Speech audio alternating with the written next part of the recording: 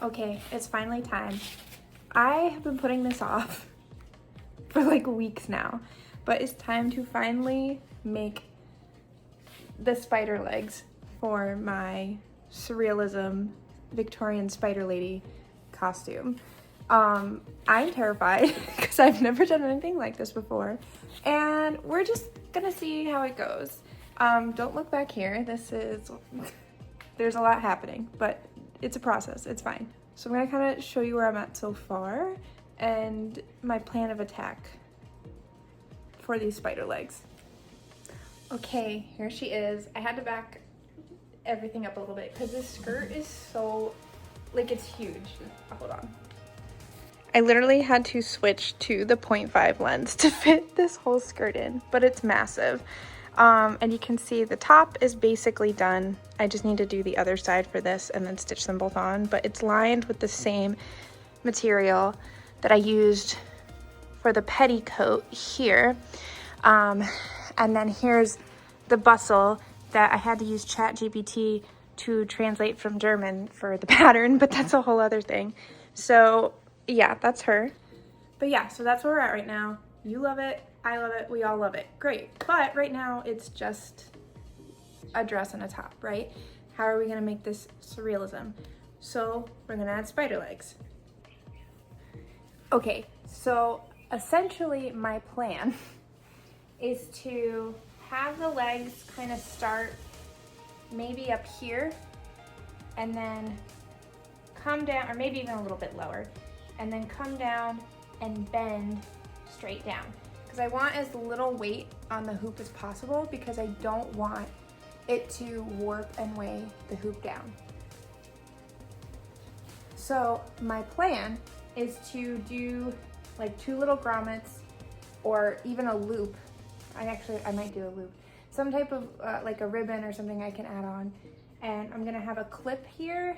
I just have like a quick link clip or like the spinny, whatever. It's a clip, it doesn't matter.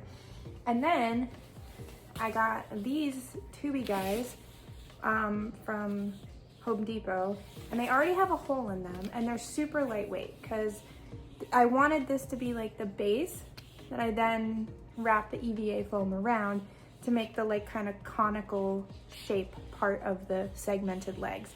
So this has a hole in it that I could put wire and then bend it to the shape I need and make them a little bit posable or like with a joint.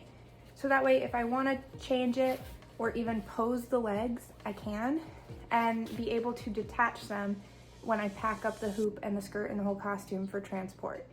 Because I'm trying to think of like, how am I gonna get this thing to Georgia? Because the skirt is already massive, but once I like collapse the hoop and I fold up the skirt and everything, it's not the end of the world. However, it would be harder to collapse the hoop, pack it up if I have these dingle dangles on.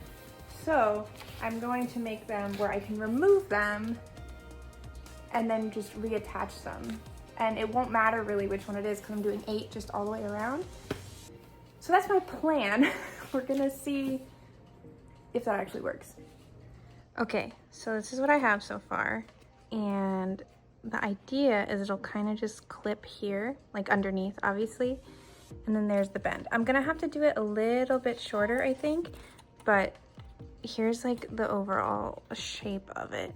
And then I just wrapped the wire around this clip, and I'm just gonna Gorilla Hot Glue this little piece right here to the tube, and just to have something closing it because I don't know, the wire wouldn't close anymore. So there we go. Okay, voiceover time because I cannot be trusted to talk and use cutting tools at the same time. Did I mention I'm legally blind? So cutting EVA foam is very stressful for me to make it as precise as possible when I have no central vision. I'm trying to figure out a way to use my electronic magnifier to help me with this. But I'm mostly doing it by feel, so that's really fun. I did my best, you live and you learn. I essentially made a pattern out of paper. I just wrapped around the tube to get the measurements and just went from there and adjusted as I needed. So far what I did was I cut the tubing to kind of the approximate length I wanted. but a little bit shorter so that way I have enough room to kind of sculpt the point at the end because it's going to come down to a point.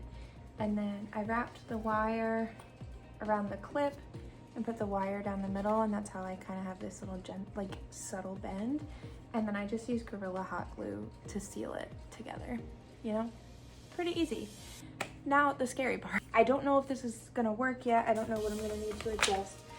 Add a paper for this top portion and then the bottom portion because the legs are segmented in the photo, so I'm trying to replicate that. So I think this is 2mm EVA foam, and so I'm gonna wrap it like this because the legs are shiny and I want it to be really smooth, whereas this foam itself is porous, so it's not, they're just gonna look like pool noodles. So I have this here, and the idea is I'm gonna take foam clay and kind of make it rounded at the bottom so it looks more like a joint, and then take this longer piece for this bottom piece here and like make it a little bit wider up here too so it kind of looks like that joint. And then I have this little cone guy. It's essentially, I took a half circle and then just like cut a chunk out of it again until it was like the shape of the cone I wanted.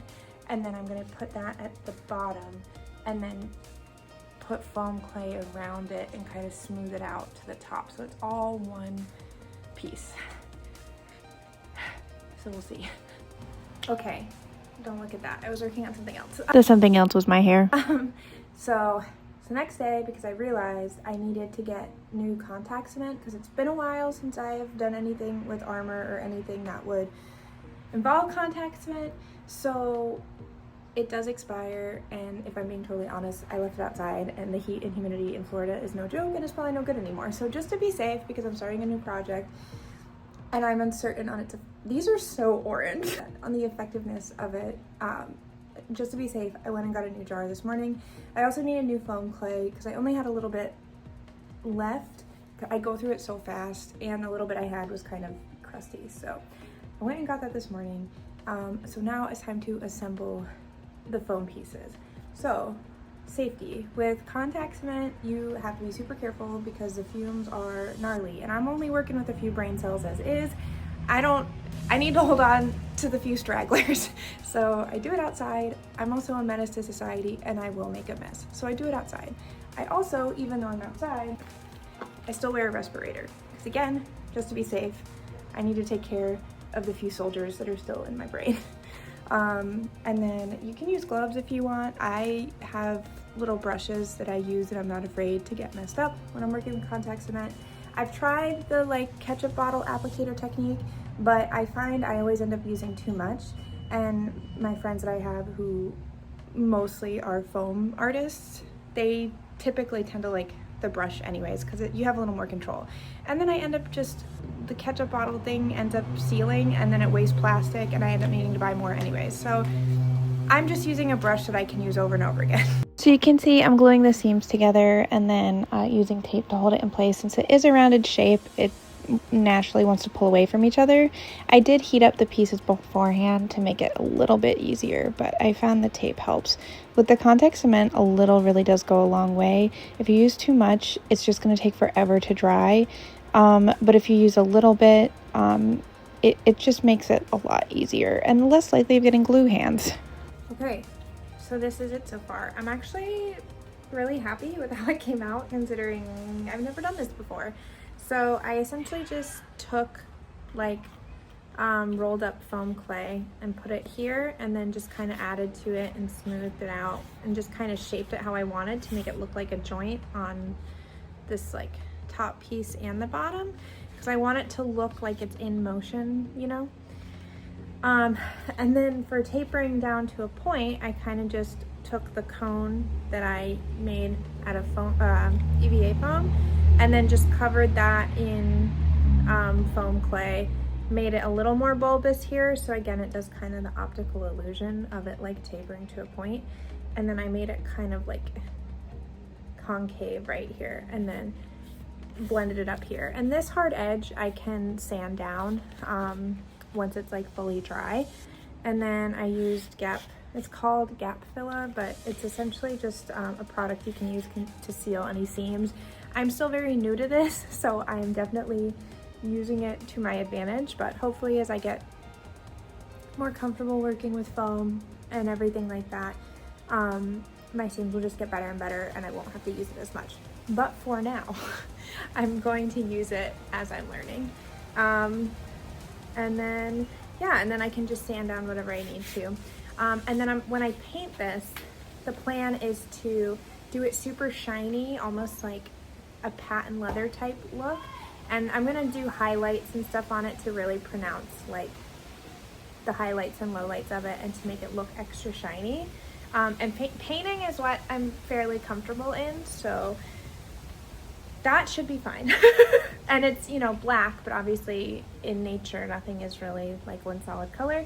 And even in the painting itself, like you can see how he did the highlights and lowlights. So I'm kind of gonna use a combination of the inspiration from the photo and just my natural painting instincts. So I'm really happy with it so far. So now that I know this prototype shape works for what I want, I'm gonna start sculpting the other legs. So I have 7 more to do.